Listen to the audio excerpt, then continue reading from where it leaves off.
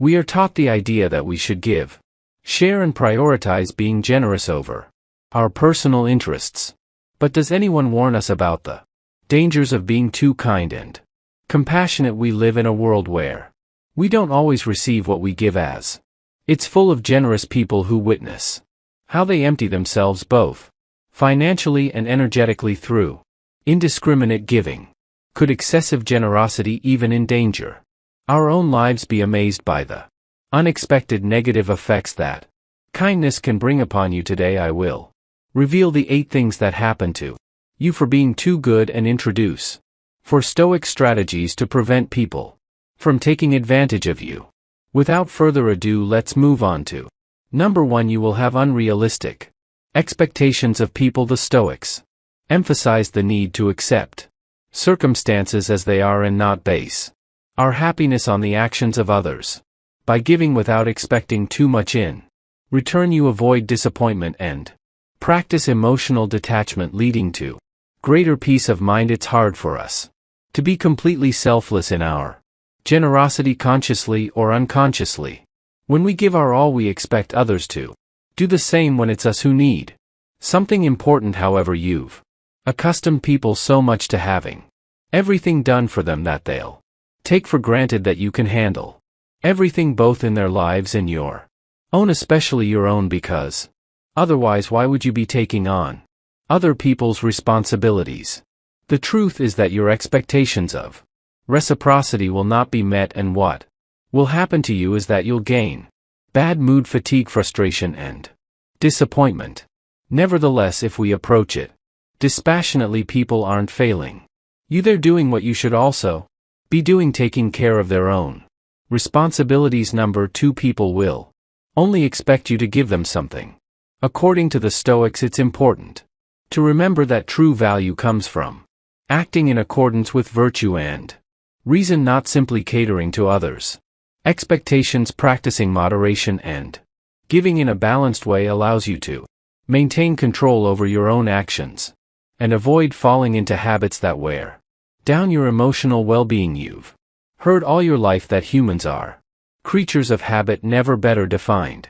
Humans are programmed to adapt to a routine, a way of life, and a symphony of things happening around them. This tendency to adapt is precisely where the concept of the comfort zone comes from.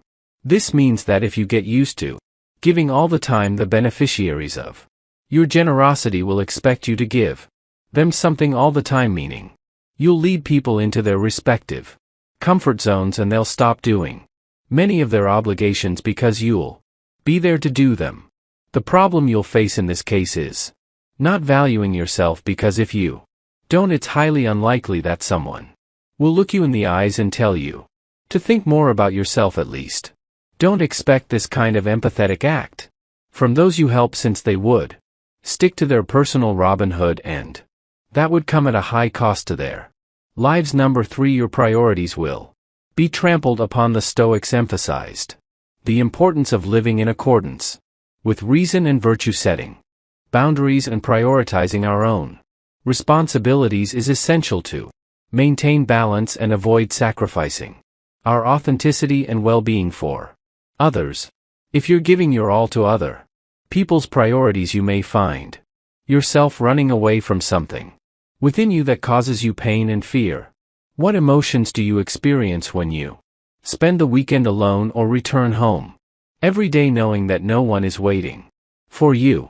If the cause of such diversity is the desire to escape from yourself, the blow will be doubly hard, because on the one hand, sooner or later you'll come face to face with your inner self, while on the other, your bad mood will grow as you begin to neglect your own priorities to attend to those of others. Self-care is a fundamental factor in achieving well-being. Before providing comfort to others, you must ensure that you feel content, pampered, and well taken care of yourself. That is, never give someone a chocolate without first enjoying one immensely yourself, just as you shouldn't offer to clean a friend's house without first leaving yours spotless, and enjoying a good movie while savoring a glass of wine. You come first, then the rest of the world. Number 4. You will be seen as weak and treated as such.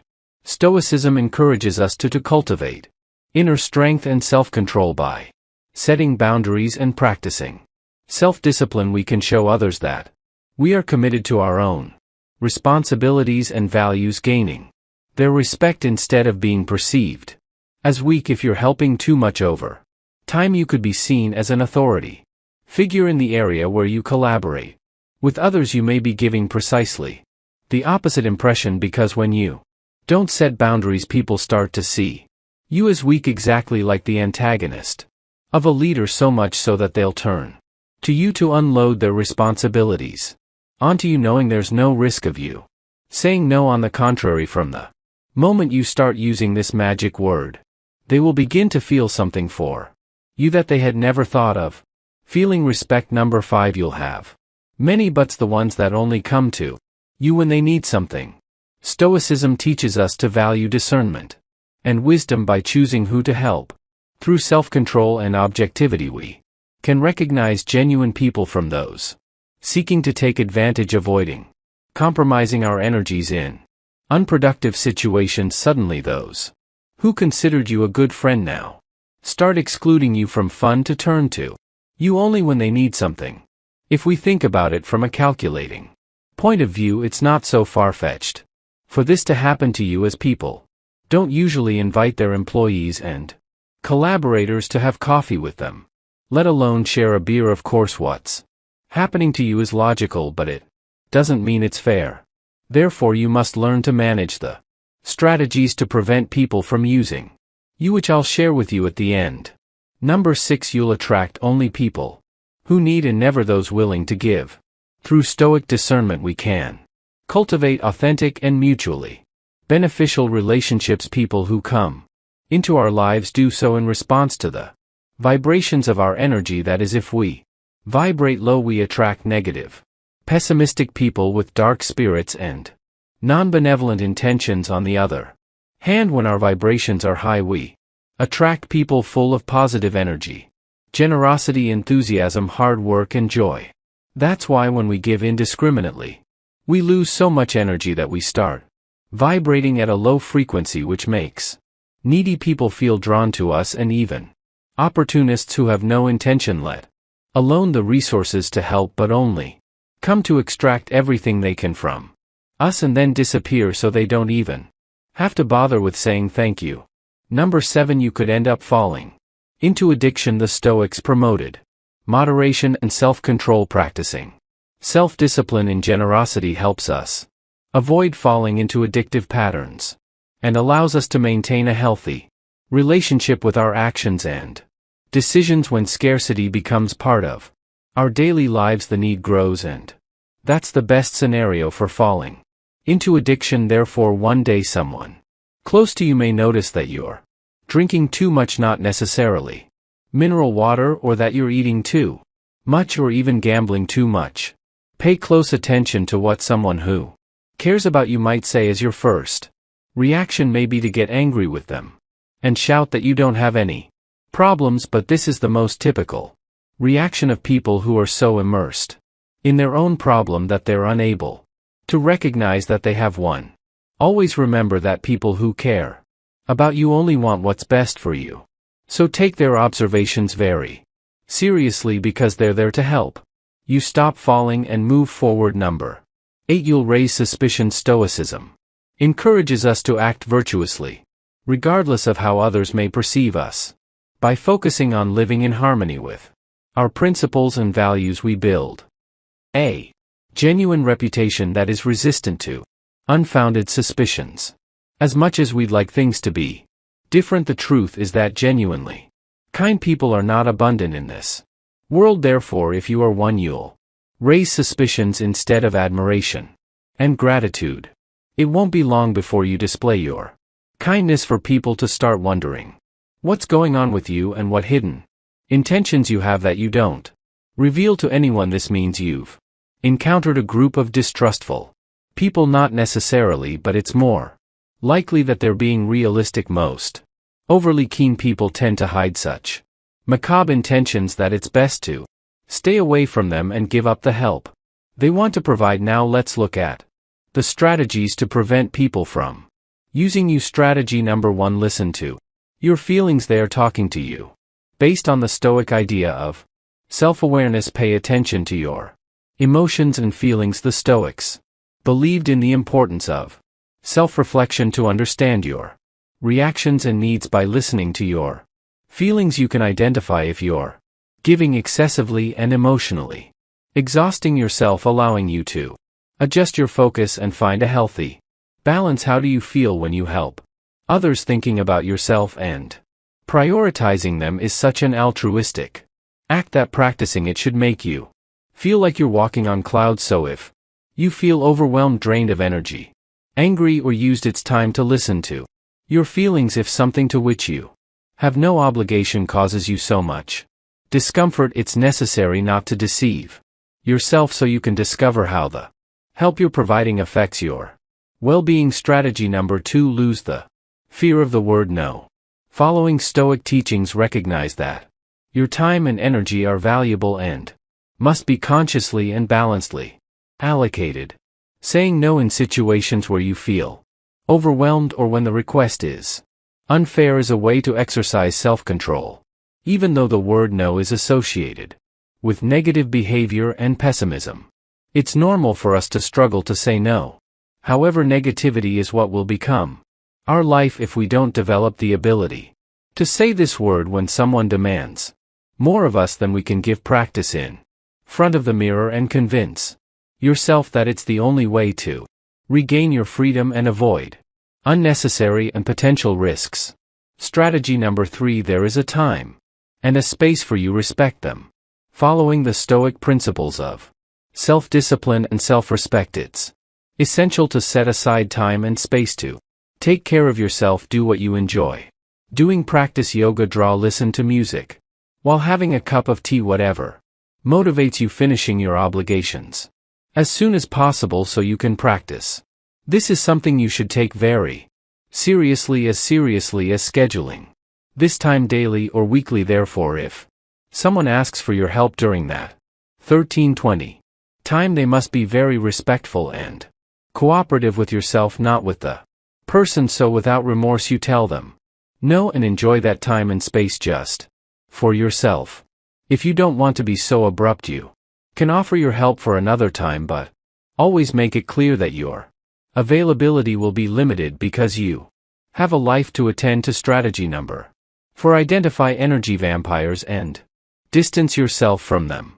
Following Stoic principles of self-discipline and discernment, it's important to recognize which relationships benefit you and which can emotionally drain you.